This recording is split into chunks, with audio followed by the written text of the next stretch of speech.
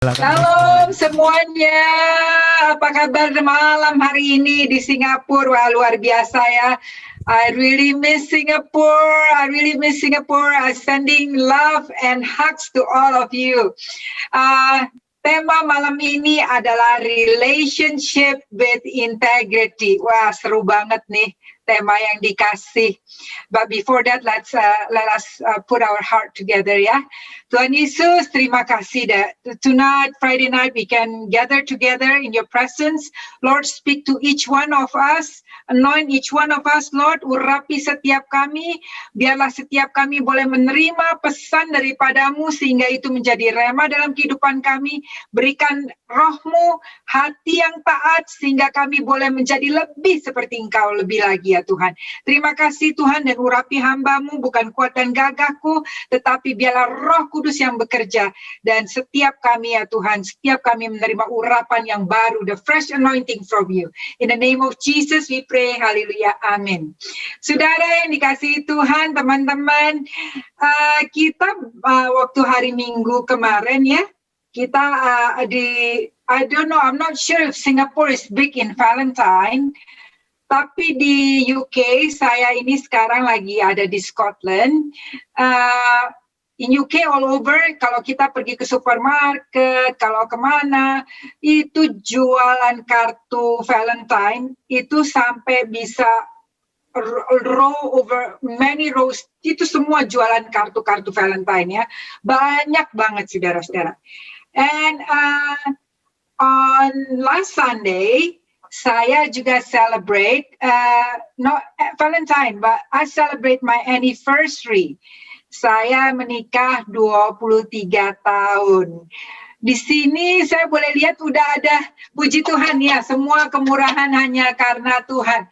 Di sini saya bisa lihat udah ada yang married nggak ya, selain Pastor Elvan di sini? Ada nggak yang sudah married di sini? Boleh lihat tangan-tangannya. Saya tahu nih Ibu Waik ada di sini, ada tante saya juga. Oke, Dellen. Alright. Wow, luar biasa ya. 23 years bukan waktu yang singkat ya, tetapi semua karena anugerah Tuhan. But I know that in relationship, even though when you are still dating, one of the things that we really need is to have integritas ya, for me and my husband to love and respect, mutual respect itu sangat dibutuhkan. Salah satu bagian daripada integritas. Saya sama suami, kita dua-duanya sangat berbeda loh sebenarnya saudara ya. Pertama, perbedaan kelamin aja udah berbeda ya nggak sih? Satu laki, satu perempuan.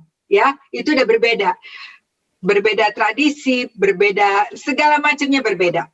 Tetapi waktu kita married, kita menikah, we have to adapt, we have to learn about each other, we have to respect one another and have integrity in our relationship. Ya, salah satunya suami saya itu suka pergi lari ya, suka lari kayak mungkin kalau di BCS tuh Pastor Harun tuh setiap hari saya lihat suka lari-lari. Saya tuh kurang suka lari, tapi ya I'm okay with fast walking atau jogging seperti gitu. Oke lah kalau begitu. So we compromise ya, we compromise. Oke, saya bilang sama suami saya karena dia suka larinya outdoor, saya lari juga deh, tapi saya nggak lari dengan kecepatan kamu, saya dengan kecepatan saya sendiri.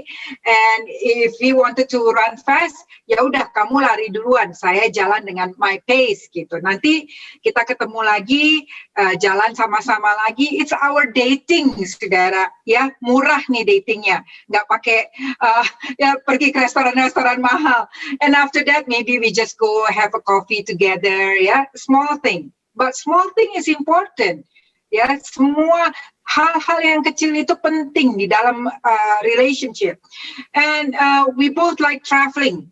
Mungkin kalau traveling, suami saya itu sebelum pergi tuh udah bikin schedule besok hari pertama mau pergi kemana-kemana saja, hari kedua kemana-kemana saja. Saya orangnya nggak seperti gitu loh saudara. Saya ya oke lah, maunya lebih santai-santai, tapi suami saya ada Jadi we need to compromise in there.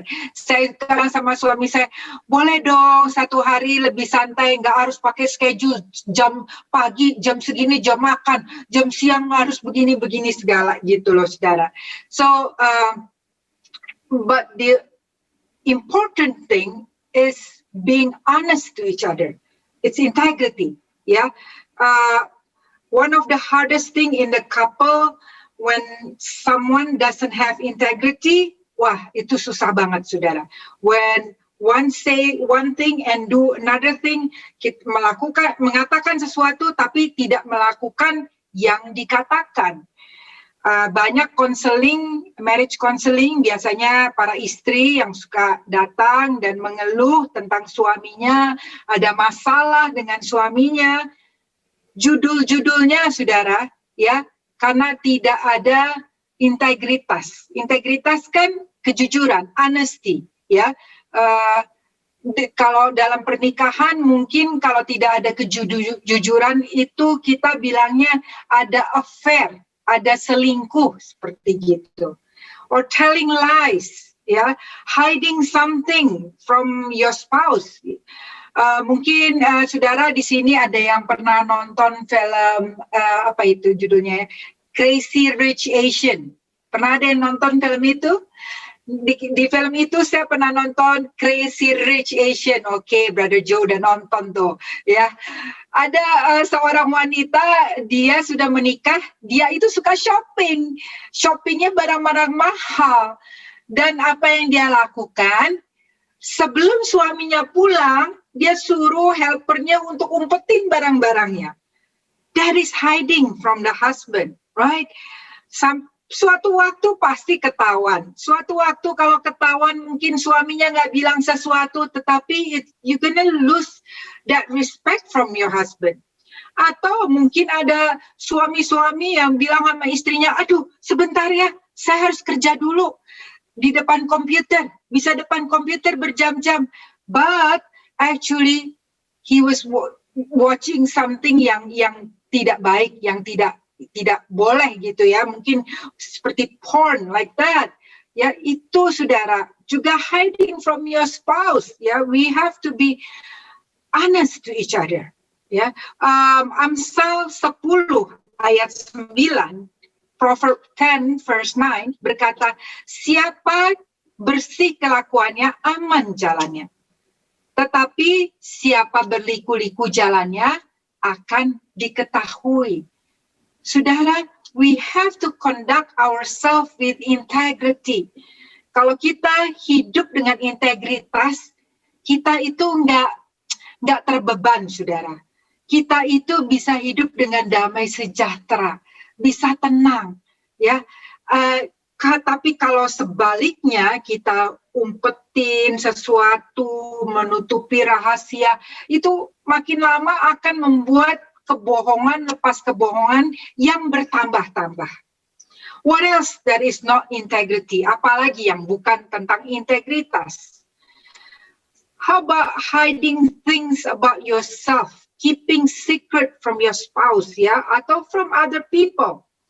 Saudara, I lived like this for many years when I was growing up. Ya, waktu saya masih bertumbuh itu di zamannya masih sekolah, saya hidup menutupi kehidupannya. There is a secret with me that I hide it.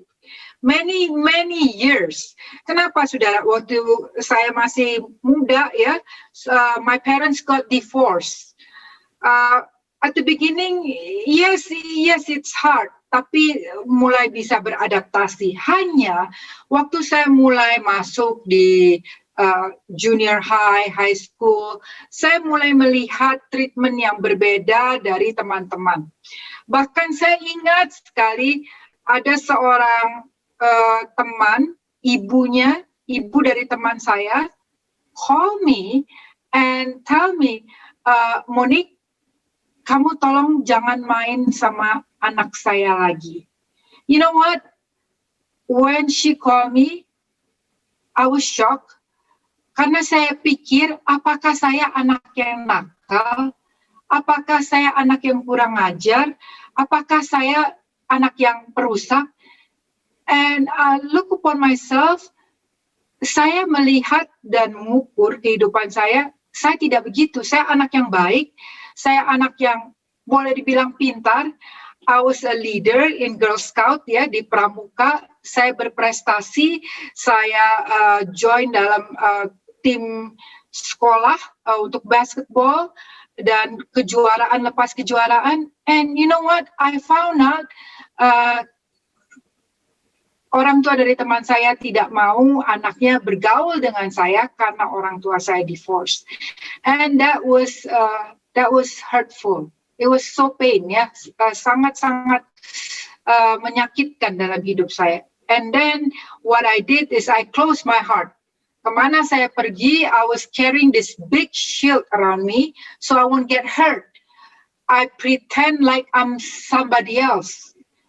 I don't have the word of God as my mirror. Saya tidak punya kebenaran firman Tuhan sebagai kaca dalam kehidupan saya. Apa yang saya dengar itu menjadi sesuatu akar dalam hidup saya yang menjadi pahit. I was hiding things. I don't live with integrity.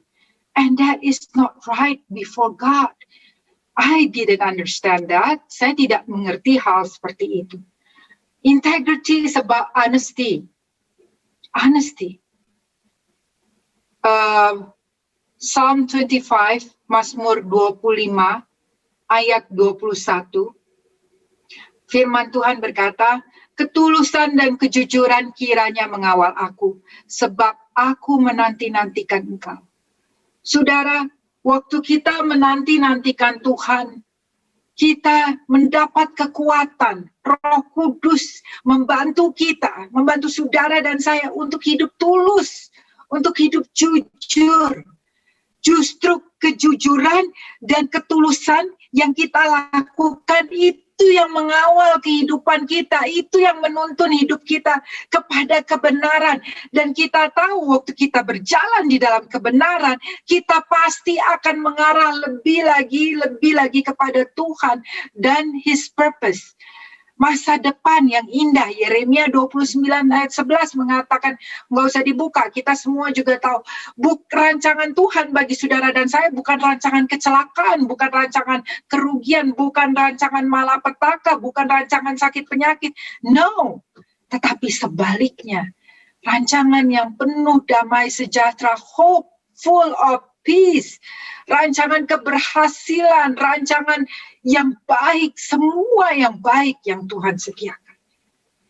Tapi ketulusan dan kejujuran, itu yang mengawal setiap kita. Wow, biarlah hari-hari ini lebih lagi kita minta pertolongan Roh Kudus untuk kita bisa hidup dalam integritas, dalam kejujuran. Kita bisa karena kita bukan kuat dan gagah saudara dan saya. Bukan kemampuan kita. Tapi karena ada Roh Kudus yang bekerja dalam hidup kita. Izinkan Roh Kudus bekerja sama dengan kita bersama-sama. Roh Kudus, dia yang menolong. Dia penolong yang setia. I keep telling my children, your best friend is HR. HR dari Holy Spirit. Ya, saya sebagai orang tua tidak bisa melihat suami atau anak-anak 24/7, 24 jam dalam 7 hari. Tetapi saya tahu ada Tuhan yang melihat, ada Roh Kudus. Selama kita bekerja sama dengan Roh Kudus, itu Roh Kudus akan menolong, menuntun, memimpin kehidupan kita. Sehingga kita bisa hidup dengan integritas. We need to be honest with God.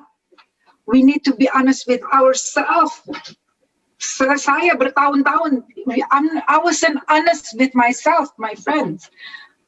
Hidup dengan kepura-puraan. Hidup dengan so many lies, pretend to be somebody else. That is not right. But now I know, I have God, I know. Saya tidak perlu mendengar apa yang orang bilang. Evaluasi diri saya. Tanya Tuhan dan lakukan kebenaran. That is my path. The word of God is our path. Apa yang dimaksud dengan honesty, kejujuran? Kenapa kita harus hidup jujur, saudara-saudara? Kejujuran dibutuhkan di dalam segala aspek kehidupan kita. Segala aspek. Everything. In your family life, di dalam waktu kita bersekolah, kita bekerja, di dalam pelayanan, waktu kita berdagang, usaha, saudara, whatever we can think of, we need to live with integrity, with honesty. Saya dengar orang kalau pacaran ya, waktu zamannya dating gitu loh, ada yang cowoknya jemput pacarnya nih ceritanya, minggu ini pakai mobil apa gitu, terus minggu depannya ganti mobil lagi. Kesannya mobilnya banyak banget gitu, tapi ternyata bukan mobilnya dia gitu ya, saudara ya. Mungkin cowoknya itu lagi kerja di toko mobil kali, showroom mobil, jadi bisa ganti-ganti, saudara ya. But you know, integrity is be yourself, just be yourself ya. Kalau misalnya not living in integrity dalam berdagang, kita tahu kalau di Indonesia katanya kalau di Indonesia kalau ke pasar harus hati-hati karena timbangannya itu yang satu udah lebih beratin. Saya dengarnya begitu, saudara. Ya, jadi itu is not integrity. Or when you are working, you have a tender.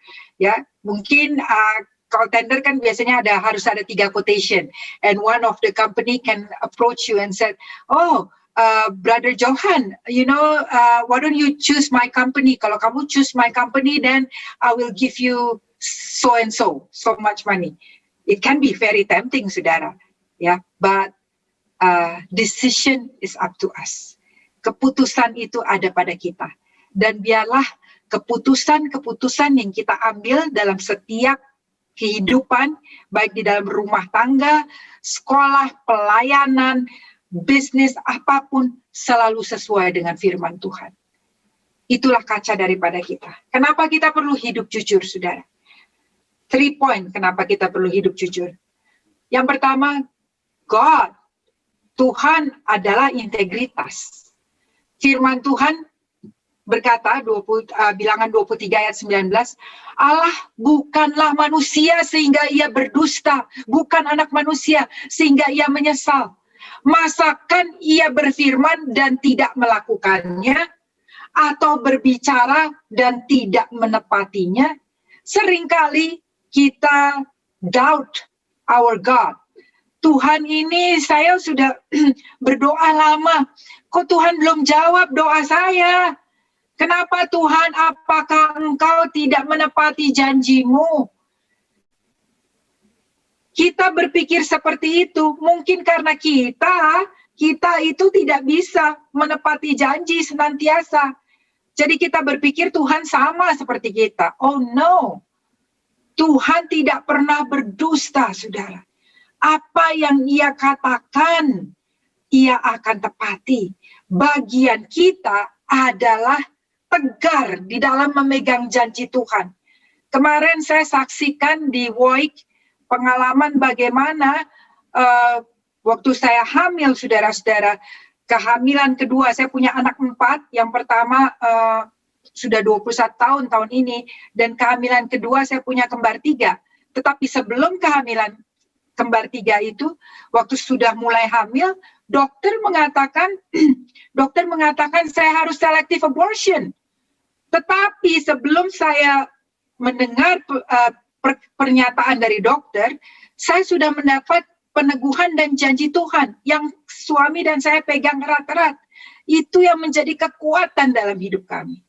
Saudara, bukan hanya 1 dokter yang meminta untuk selective abortion, 3 dokter, saudara.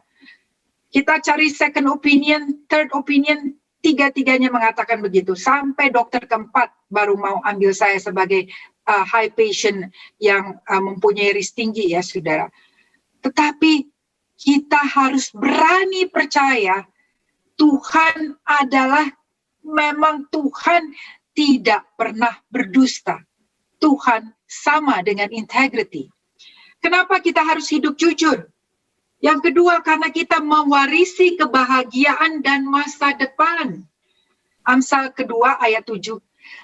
Ia menyediakan pertolongan bagi orang yang jujur, menjadi perisai bagi orang yang tidak bercela lakunya. Saudara, bayangkan, Tuhan akan sediakan pertolongan kalau kita hidup jujur. Tuhan yang akan menjadi perisai bagi saudara dan saya waktu kita hidup tidak bercela. Ayub, saudara, dia melewati masa-masa sulit dalam hidupnya. Kehidupannya di-challenge dengan keadaan. Apakah Ayub bisa tetap hidup jujur? Apakah Ayub bisa hidup saleh?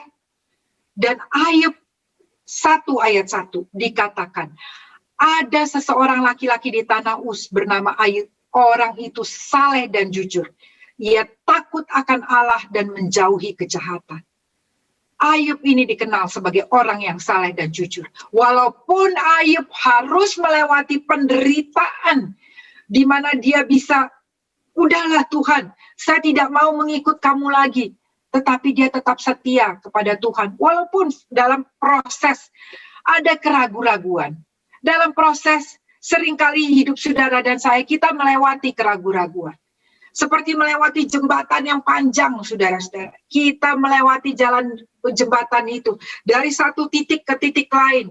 Dalam perjalanan di jembatan panjang itu, mungkin kita berpikir, aduh Tuhan, benar nggak ya saya jalan seperti ini?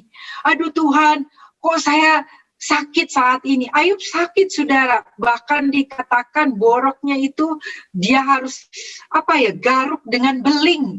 Bisa bayang nggak penderitaan Ayub? Tinggal istri, anak-anak.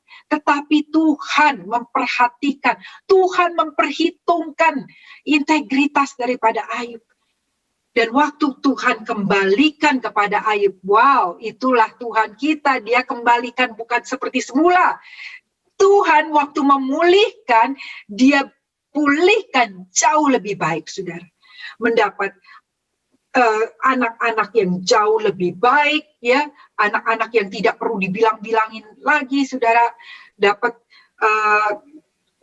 kesehatan yang sempurna, kekayaannya kembali dengan multiplikasi, semuanya Tuhan kembalikan dengan lebih baik. Karena Ayub hidup sebagai orang yang saleh dan jujur. Integrity. Saudara, yang ketiga, kenapa kita perlu hidup jujur? You and me. Karena kita akan mewarisi kebahagiaan dan masa depan. Katakan amin. Amsal 28 ayat 10 dikatakan, siapa menyesatkan orang jujur ke jalan yang jahat akan jatuh ke dalam lubangnya sendiri. Tetapi orang-orang yang tak bercela akan mewarisi kebahagiaan. Dengan kata lain, saudara, saya mau katakan gini, kalau ada orang jahat yang berlaku jahat sama saudara, jangan balas kejahatan dengan kejahatan. Balas kejahatan dengan kebaikan. Kita bukan orang dunia akan membalas kejahatan dengan kejahatan. Kita adalah anak-anak Tuhan. Tuhan selalu memberikan yang baik. Kita telah menerima begitu banyak kebaikan. Balas kejahatan dengan kebaikan. In relationship, this is very important. Karena di dalam pernikahan, kalau saudara sudah menikah, akan menikah, tidak selamanya suami atau istri saudara itu baik terus. Akan ada waktunya, either your spouse or yourself, yang berlaku salah. Tetapi kalau kita tidak bisa melepaskan pengampunan, kita tidak bisa memberikan kasih Yesus kepada our spouse, kita seperti ini, yang membuka lubangnya sendiri. Tetapi waktu orang-orang yang tak bercela, maksudnya apa sih orang-orang yang tak bercela? Orang-orang yang berjalan sesuai dengan firman Tuhan akan mewarisi kebahagiaan. Yusuf, saudara, kita tahu semua cerita Yusuf. Bagaimana Yusuf dibuang oleh keluarganya. Saya mau tekankan waktu Yusuf ada di dalam istana. Dia dirayu oleh istri Potifar. Oh, he is such a handsome guy, right? Masih muda. Dan istri Potifar ini merayu, tetapi Yusuf punya integritas. Dia tidak mau, saudara. Dia meninggalkan, tetapi apa yang dia lakukan justru membuat dia masuk ke dalam penjara. Excuse me. Waktu Yusuf di dalam penjara, dia tidak mengeluh. Dia tidak melakukan yang jahat di hadapan Tuhan. Dia tetap hidup dengan integritas. Waktu kita melewati pergumulan, jangan mengeluh, saudara. Jangan komplain. Tetap lakukan yang baik dan benar sesuai dengan firman Tuhan. Karena proses itu mungkin membuat Tuhan sedang menguji kita. Justru melalui proses kita diperlengkapi. Justru melalui proses kita dipersiapkan untuk pekerjaan-pekerjaan Tuhan yang lebih besar. Tuhan, saya lihat, sedang menguji hati daripada Yusuf dan juga sedang mempersiapkan dia. Sehingga pada waktunya Yusuf bisa diangkat, dipromosikan oleh Tuhan menjadi orang kedua yang mempunyai dampak luar biasa sesudah Firaun. Saudara, waktu kita hidup jujur, ada masa depan yang indah daripada Tuhan. Yusuf di sini menjadi orang yang berkuasa karena dia telah melewati proses yang besar. Suami istri di dalam hubungan, biarlah kita hidup jujur. Dalam soal-soal kecil, there is no white lies. White lies is still lies.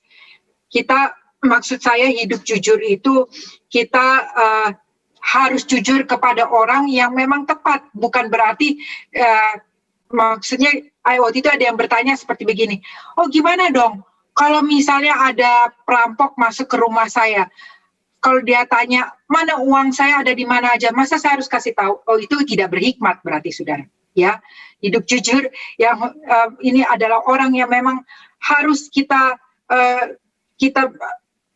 orang yang benar-benar memang kita harus hidup mengatakan kebenaran itu, bukan kepada perampok atau orang-orang yang jahat, yaitu harus pakai hikmat. Nah, saudara, sebagai suami istri, biarlah kita jauhkan segala, walaupun hal-hal kecil, hiduplah dengan integritas.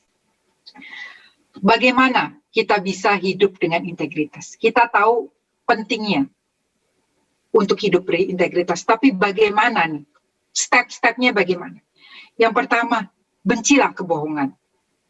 Mazmur 119 ayat 128, itulah sebabnya aku hidup jujur sesuai dengan segala titahmu. Segala jalan dusta aku benci.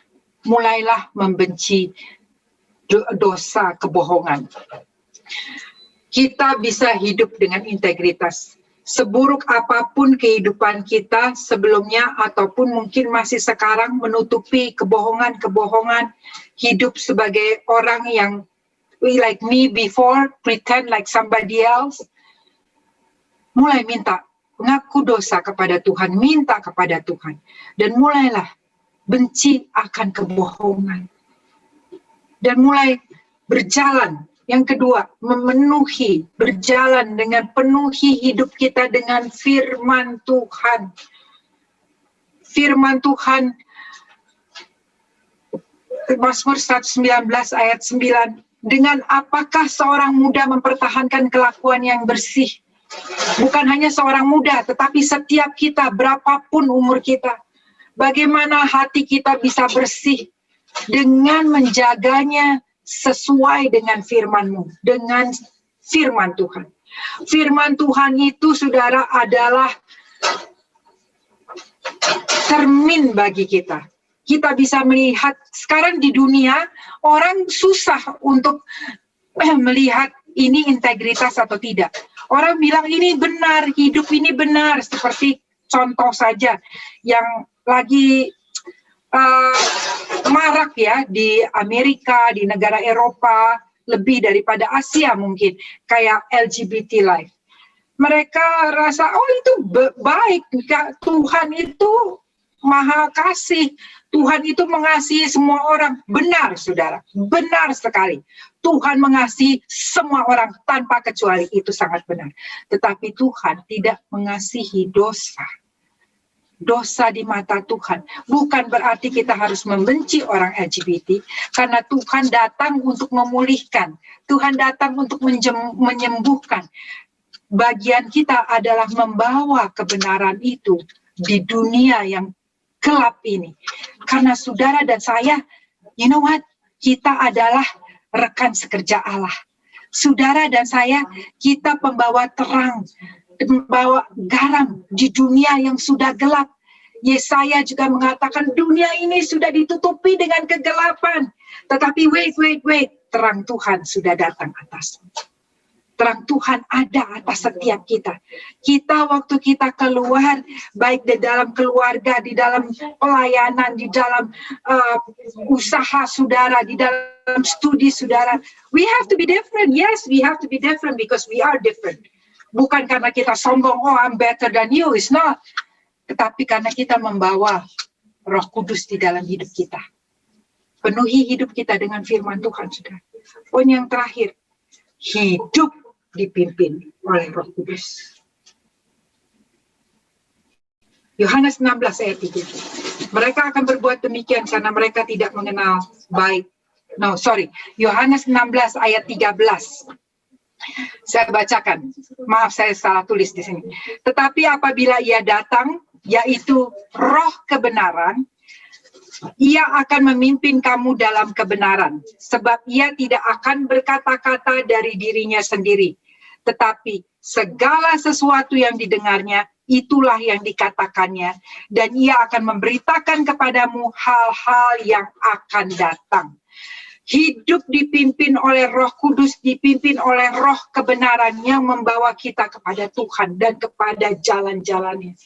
Matius 6 ayat 33 berkata, carilah dahulu kerajaan Allah dan kebenarannya. Cari, saudara.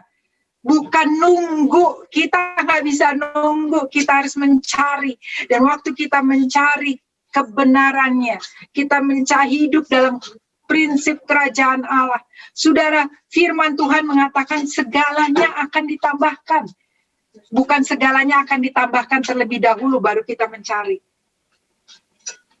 Dan biarlah saudara, poin-poin ini masih banyak sekali poin-poin untuk hidup di dalam integritas, step-step. Tapi saya 3 poin ini saya bagikan.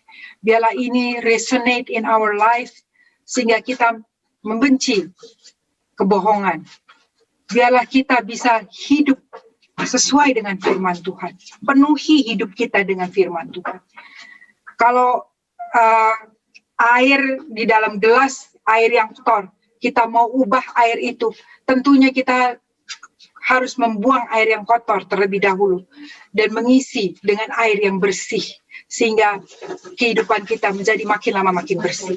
Hidup kita, hidup saya tahu hidup saya dulu kotor sekali, saudara.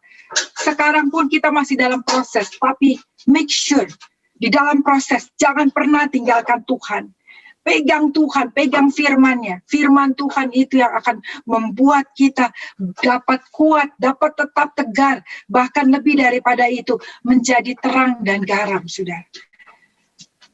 Pelayanan integritas kita bukan hanya untuk orang luar lihat. Tetapi yang pertama adalah kita tahu kita hidup dalam integrity. We live with integrity by the grace of God. Cek motivasi hati kita masing-masing. Apakah seperti Daud bisa berkata kepada Tuhan, selidiki hatiku ya Tuhan. Biarlah Tuhan yang menyelidiki, biarlah Roh Kudus yang menegur setiap kita. Kalau kita ditegur Tuhan, sering kali Tuhan tegur saya, oh yes. Dalam keadaan atau apa, Tuhan tegur. Biarlah kita mempunyai hati yang lembut dan taat untuk mau melakukannya. Saya tutup dengan ilustrasi, bukan ilustrasi, dari kesaksian. Dia itu seorang pelatih kuda di UK, saudara. Namanya Monty Roberts. Dia seorang pelatih kuda, bukan kuda biasa-biasa, tetapi kuda unggulan. Ya, nah. Untuk kuda-kuda ini menjadi championship ya, di sini kuda kayak pertandingan kuda itu sangat besar ya, everyone kayak royalty segala macam mereka datang menonton. Nah dia salah satu pelatih pelatih kuda. Nah, saat itu dia hanya melatih 4 kuda untuk championship, ya, kuda unggulan. Tetapi 4 kuda itu nggak cukup untuk memenuhi kehidupannya. Penghasilannya tidak cukup dari melatih 4 kuda itu. Lalu dia ketemu dengan mentornya, saudara. Waktu dia ngomong sama mentornya bilang, coba kasih data-data dari kuda kamu. Data-data dari kuda kamu. Dan dia mulai kasih data-data dari keempat kudanya. Dan waktu mentornya lihat, dia bilang, oh, kan data-datanya di sini, data-data kuda unggulan itu sangat detail, ya saudara. Mentornya bilang begini, oh, yang satu ini nggak bisa jadi championship. Jadi kamu harus bilang kepada owner kudanya bahwa kuda ini nggak bisa. Terus dia bilang begini sama mentornya, but if I say like that to the owners, berarti kan saya hanya melatih 3 kuda, berarti kan penghasilan saya lebih kurang.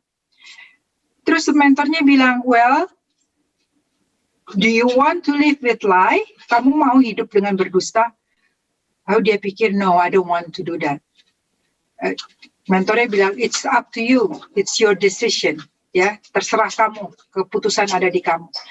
Lalu dia putuskan, saudara, untuk bilang kepada ownernya, dan ownernya sempat kaget dan sempat marah, maksudnya kenapa kamu nggak bisa melatih dan sebagainya. Akhirnya dia hanya melatih 3 kuda, saudara, dengan penghasilan yang tentunya lebih rendah. Tetapi berita itu menjadi viral, orang membicarakan, khususnya di tempat-tempat orang-orang yang suka kuda, pelatih kuda, ya, semua mereka jadi berbicara mengenai Monty Roberts yang hidup jujur.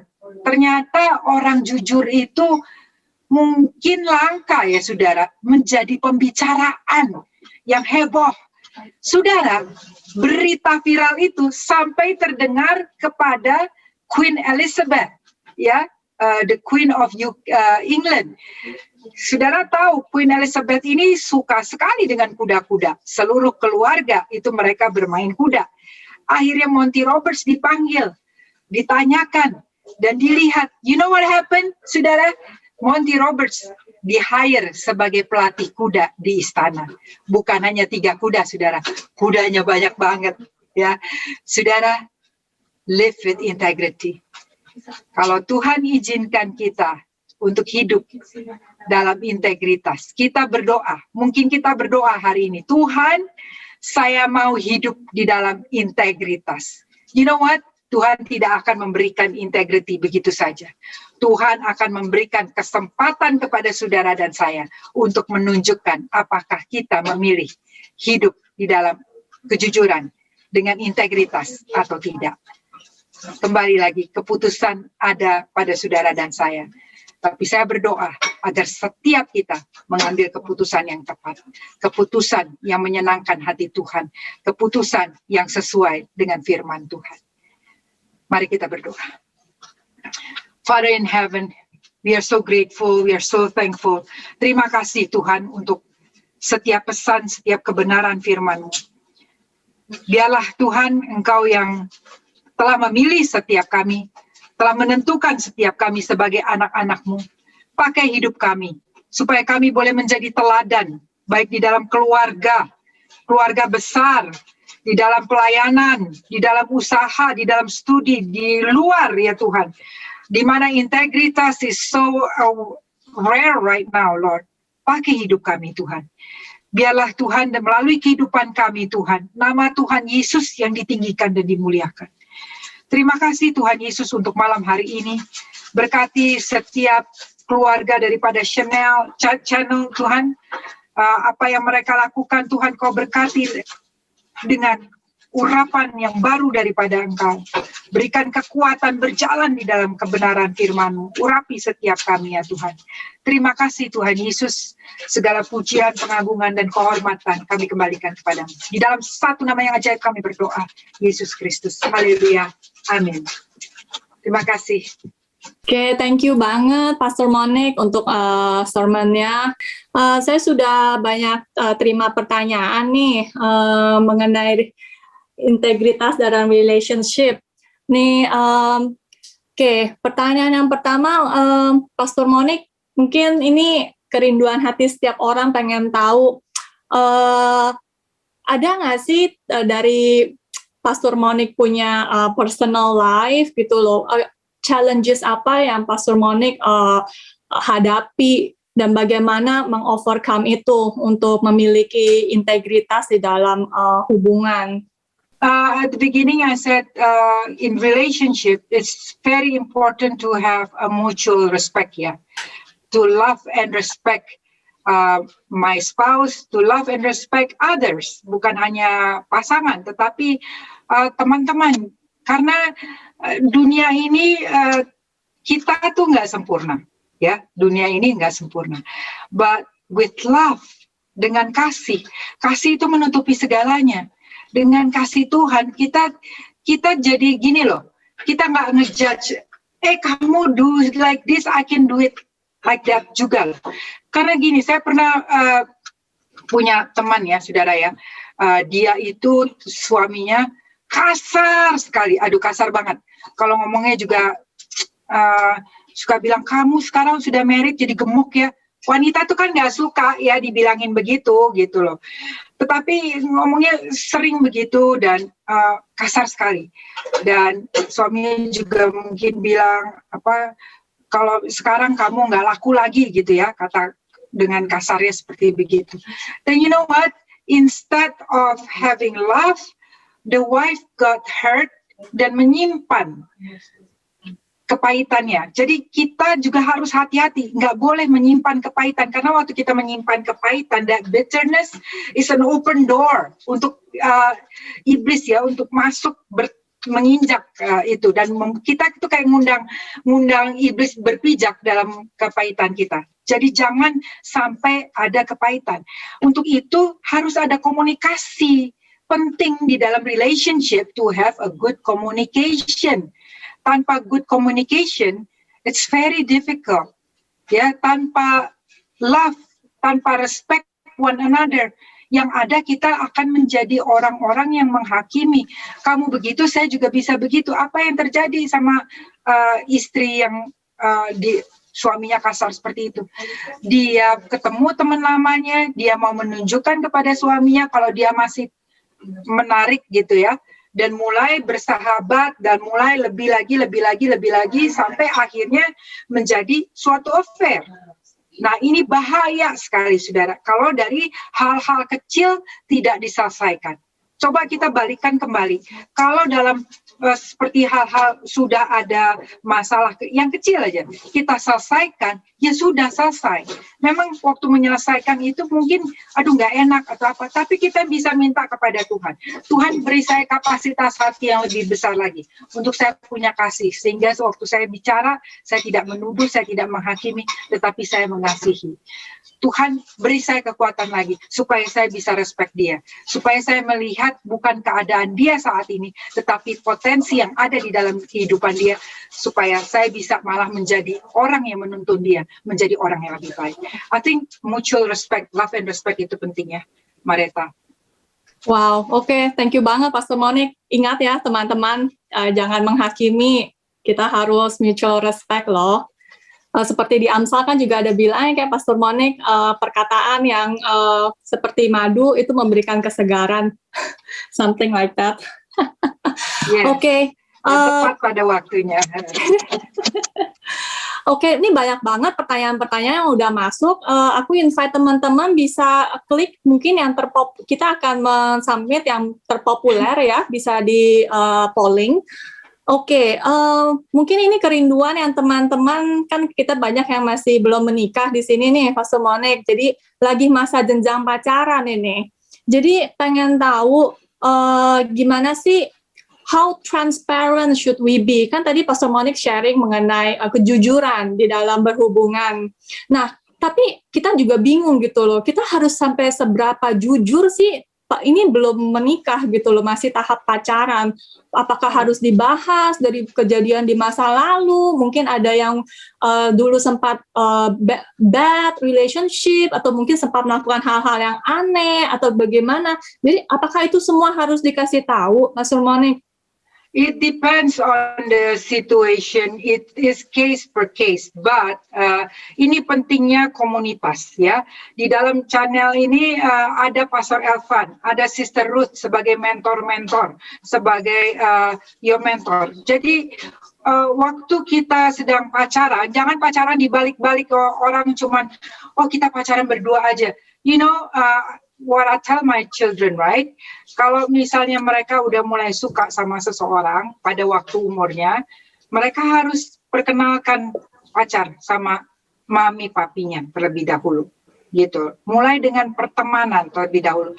Pertemanan juga bukan hanya dua-dua, tetapi mulai supaya karena orang tua, peranan orang tua bisa melihat kan ini pasangannya baik atau tidak. Jadi itu juga membantu kita berapa transparan kita harus berlaku dan seberapa jauh nih keseriusan kita. Kan kita nggak mungkin dong, maksud saya gini loh, kalau misalnya baru ketemu 2 kali belum tahu apa-apa, terus udah gitu nggak tahu latar belakang orang tersebut dan sebagainya, terus kita kasih tahu segala macam, pada saat itu juga nggak berhikmat. Jadi kita jujur tetapi juga harus berhikmat di dalam relationship ya. Dan komunitas seperti ini selalu libatkan mentor kalian supaya mentor kalian juga tahu, karena setiap case akan berbeda. Dan Pastor Elvan, Sister Ruth bisa duduk sama-sama. Kalau misalnya kita nggak sejahtera, we don't need to answer it right away. Pray first, tanya Tuhan, itu yang pertama. Tetapi kita juga bisa tanya dengan mentor kita, ya. Dan if you have a very good relationship with your parents, that's even better. Your parents also is the right guidance for you, karena Tuhan memberikan otoritas kepada orang tua kita. Wow, dahsyat ya nih. Harus diingetin lagi untuk teman-teman semua, dunia bukan cuma milik berdua kalau lagi pacaran ya. Iya. Involve nih semua yang di sini saksi mata. Libatkanlah Pastor Elvan sama Cirut, oke, thank you Pastor Monique. Oke, ini ada pertanyaan lagi nih mengenai masalah integritas dalam berpacaran, Pastor Monique. Nah, gimana? Jadi ada seseorang yang sudah terlanjur melakukan hal-hal yang tidak baik pada saat, jadi masih pacaran dan continue keep doing it gitu loh. Tapi dia sendiri menyadari nggak boleh, tapi kayaknya sepertinya nggak bisa lepas gitu loh. Ini dari pertanyaannya gitu loh. Jadi harus bagaimana ya? Ada saran nggak ya untuk orang yang melantarkan pertanyaan ini, Pastor Monique? How to step out, how to break free? Ini dua-dua, whether dua-duanya atau cuma satu orang, just remember that God is love, right? When you come to God and you ask God, God help me, I want to repent, and then Tuhan kasih loh, Tuhan akan berikan kekuatan untuk kamu bertobat. What I see through my counseling ya, marriage counseling, ada suami yang sudah menikah lama begitu ya, suami istri menikah lama, terus suaminya jatuh dalam dosa perzinahan seperti gitu ya. Ini maybe you can relate to this. Lalu suaminya bertobat, tetapi melakukan lagi seperti pertanyaan tadi ya, dan sepertinya tidak bisa. Ya, istrinya harus tetap berdoa, mendukung, membawa kepada kebenaran, bukan menuduh. Jadi bukan membalas kejahatan dengan kejahatan, membalas kejahatan dengan kebaikan.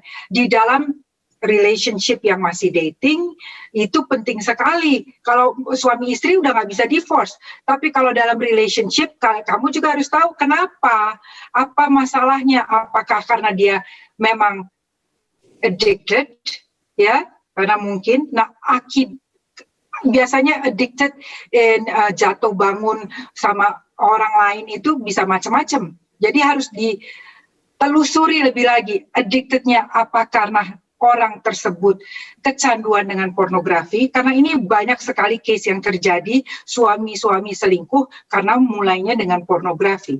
Jadi kayak cara berpikirnya berubah, ya, bukan sesuai dengan firman Tuhan, tetapi dengan kedagingan. Kedagingannya akan menjadi lebih keras, menjadi lebih kuat maksud saya, daripada kebenarannya. Nah, step lainnya, seperti yang tadi kita bicarakan, adalah penuhi hidup kita dengan firman. Semakin kita tahu firman, karena firman itu kan pada mulanya, firman itu bersama-sama dengan Allah. Firman itu ada Allah. Jadi, firman itu bukan hanya bacaan, bukan hanya hafalan aja. Firman itu benar-benar hidup dalam hidup kita, asalkan kita mau. Kalau kita mau, Roh Kudus akan bantu. Saya kasih my testimony, ya, bagaimana firman itu hidup. Kemarin saya sudah saksikan dalam waktu saya hamil kembar 3, saya bisa punya anak triplets itu lahir semua, tidak selective abortion, karena pegang janji firman Tuhan. Kalau tidak pegang janji firman Tuhan, saya sudah nggak kuat. Benar, saya sudah tidak kuat dalam arti tubuh saya sudah lemah banget. Sudah tidak bisa makan, minum selama hampir 4 bulan, 24 hours, muntah-muntah terus, jadi diinfus itu juga keluar. Pakai es batu cuma di mulut aja gitu ya. Apa yang saya bisa, permen saya bisa isep, itu aja. Jadi badan saya udah kurus banget, tapi firman Tuhan itu menjadi kekuatan. Ya, jadi waktu kamu nggak bisa melakukan, datang kepada Tuhan dan berdoa. Kita pikir cuma berdoa, no. Ada kuasa di dalam doa, dalam nama Tuhan Yesus, dan pegang firman-Nya, perkatakan, dan kamu mulai lihat diri kamu sendiri sudah dipulihkan, karena Tuhan datang untuk memulihkan, Tuhan datang untuk menyembuhkan, Tuhan tidak datang untuk menjudge kamu, karena kamu adalah orang yang berharga, yang mulia, dan Tuhan sangat mengasihi kamu, ya. Jadi I think that's my input, Sister Marita. Oke, thank you Pastor Monique.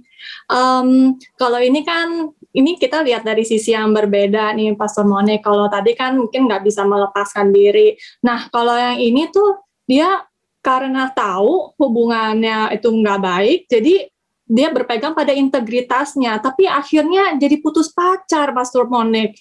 Jadi mempertahankan integritas akibatnya kehilangan hubungan Pastor Monique. Ini gimana ya?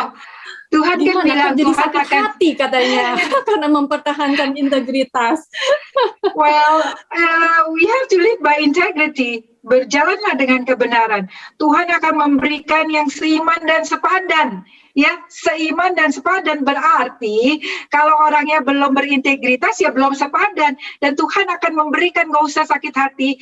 Ya, maksud saya pasti sakit hati. Saya nggak, kalau misalnya putus pacar pasti sakit hati. Kalau misalnya nggak sakit hati itu berarti nggak sayang kali. Tetapi jangan dibiarkan gitu loh sakit hatinya. Ya, Tuhan itu Tuhan yang pemulih kok, minta Tuhan pulihkan, datang kepada Tuhan, Tuhan pasti berikan yang terbaik. Wah, Tuhan kita begini. Ya, luar biasa banget. Dahsyat. Jangan takut teman-teman. Yang penting pertahankan integritas dan firman Tuhan. Thank you Pastor Monique untuk udah diingetin. Nah, tadi Pastor Monique kan sempat menyinggung kalau yang sudah menikah kan tidak bisa bercerai. Nah, gimana kalau ini tuh ada kasusnya KDRT, Pastor Monique? Nah, terlibat dalam kekerasan dalam rumah tangga.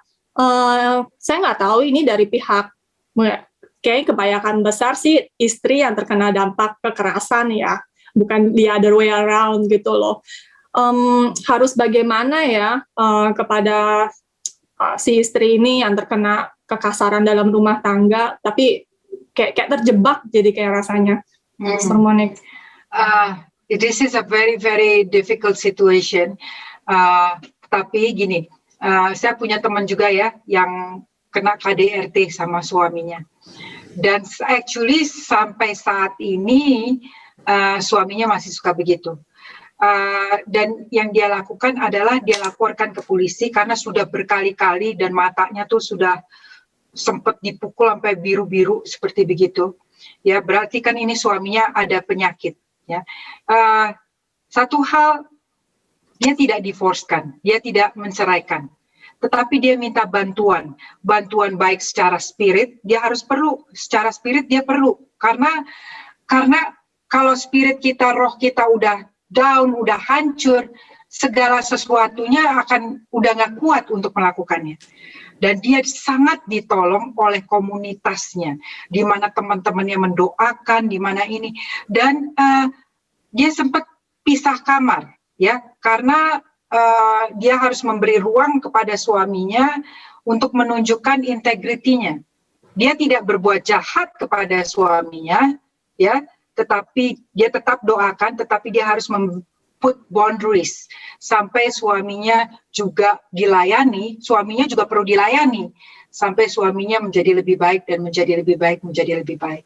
Karena itu yang belum married ya, kalau saya boleh kasih input, ketahui pasangan kamu baik-baik, cari orang yang takut Tuhan, jangan ya sembarangan gitu loh, harus konseling terlebih dahulu.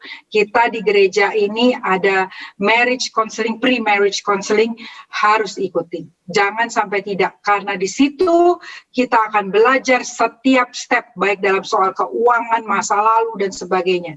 Ya, kalau misalnya mau ini, kontak Pastor Elvan cepat-cepat. Oke, thank you Pastor Monik. Oke, jadi ya kita diingetin jangan hilang dari komunitas ya teman-teman, apapun keadaan yang kita hadapi, karena komunitas yang membangun rohani kita tuh penting sekali. Kita tinggal 2 pertanyaan lagi, jadi mungkin jangan submit pertanyaan baru, saya encourage teman-teman boleh nge-like pertanyaan-pertanyaan populer, jadi karena tinggal 2 pertanyaan, saya mau menyambung aja nih dari yang Pastor Monik kan bilang soal harus memilih dengan hati-hati sebelum menikah kan. Nah, gimana? Ada tips nggak Pastor Monik? Gimana caranya kita bisa ngetes pasangan yang kita lirik ini tuh berintegritas? Atau ini layak dan cocok untuk dijadikan pasangan hidup? Gimana taunya Pastor Monik?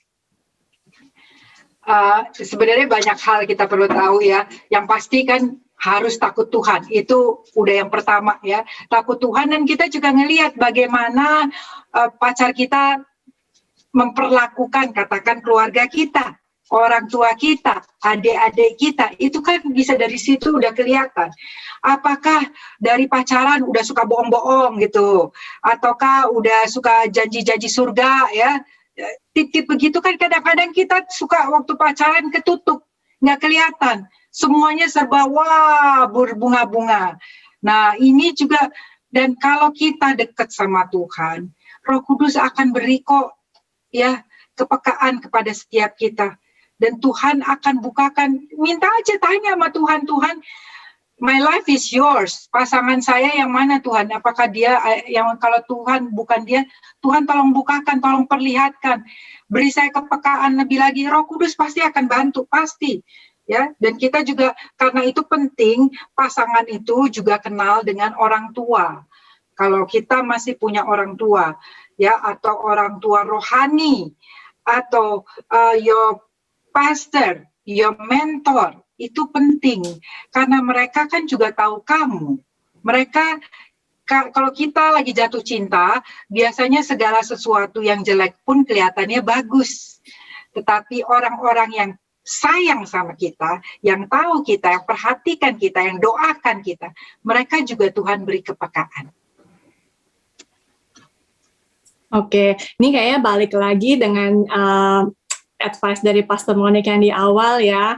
Jadi kalau pacaran, mau bangun hubungan, jangan dunia berdua aja, teman-teman. Harus diperkenalkan ke Pastor Elvan sama Cirut, oke, biar banyak yang ngeker. Oke. Nanti ngantre ya, Pastor Elvan. Ngantre yang mau kenalin. Oke, ini untuk pertanyaan yang terakhir. Mungkin karena kita yang grup di The Channel ini masih banyak yang single-single nih, Pastor Monik. Jadi mungkin terlibat dalam hubungan, terjebak dalam pertemanan, Pastor Monik. Emangnya bisa ya kalau pria dan wanita itu cuman stuck in just being a best friend gitu loh, nggak move on, hanya sebagai teman dekat aja tanpa ada feeling lain? ya itu kan kembali kepada kitanya sendiri ya. Kalau kita mau jadikan best friend atau mau terusin, kan tergantung daripada kitanya sendiri. Bukan soal terjebak, saya pikir itu bukan terjebak, keputusan, ya. Atau kadang-kadang kita nggak menyadari bahwa dia tuh ternyata dia tuh pasangan yang Tuhan udah titipkan. Tapi kita bisa nyari-nyari yang jauh-jauh gitu kemana-mana. Padahal Tuhan bilang, ya ampun, Mareta, pasangan kamu tuh udah selalu melayani bersama-sama gitu ya.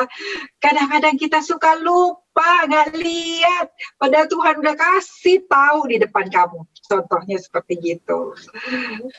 Oke, mantap Pastor Monik. Oke, ya thank you buat Iya, sarannya. Nanti justru saya akan lebih melihat Mareta. siapa yang di sini ya. Berarti teman-teman yang Yes, masih single, berarti kita lihatnya di The Channel. Siapa yang masih single, silakan saling melirik. Oke, thank you banget Pastor Monik. I believe we are all here. We are so blessed. Thank you banget buat advice-nya. Thank you. Dan ya saya mau simpulkan aja dari yang kita udah Q&A ya teman-teman. Jadi balik lagi di dalam hubungan itu kita harus memiliki kasih and mutual respect. Communication is number one, gitu loh, jangan saling menghakimi. Dan juga dalam membangun hubungan, ingat bukan cuma dunia milik berdua, kita tetap punya komunitas, dan terutama komunitas yang membangun kehidupan rohani kita. So always involve your mentor, siapapun itu. Kalau kita di The Channel, ya involve Pastor Elvan dan Cirut, ingat ya. Terus sama satu lagi, walaupun kita terlibat dosa atau perbuatan zina dalam hubungan kita, remember, God is love. He always forgive. Yang penting kita repent and turn back from our wicked way. Dan ingat, pesan lagi, jangan tinggalkan komunitas. Itu penting sekali, kita nggak bisa hidup sendirian.